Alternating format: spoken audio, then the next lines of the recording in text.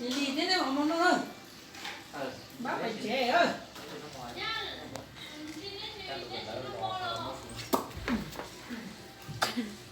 Nhé tay cho bác phải trẻ lại. Bay nào rồi? Bay bay à? Quách quách quách. Bay bay ấy. Lúc đầu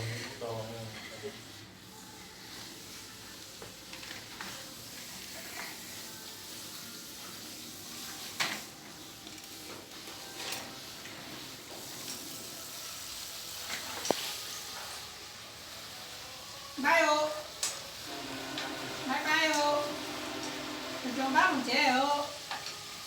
Lo. Lo. Lo cho. Lo. Lo con bay à? Ngoan thế.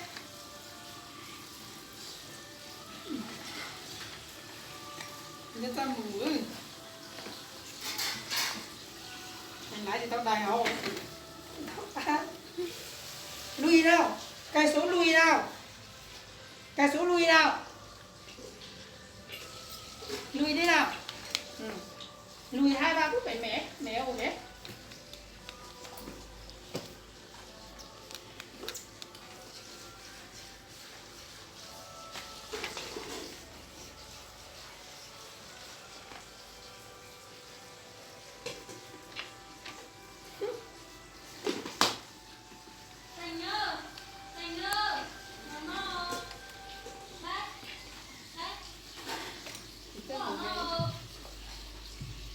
Tay về mẹ. Mẹ ở đấy. Mẹ ở đấy. Đấy.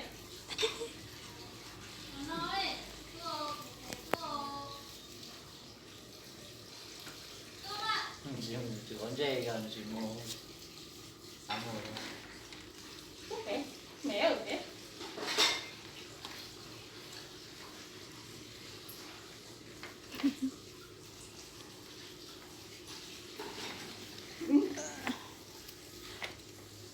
Ngoan.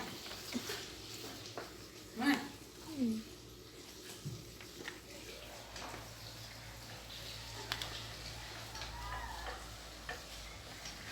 Bay đâu? Bay đâu? Bay go đó. bấm lại cơ. Bay bay. Bay bám một chị á. Bay á. Bay á.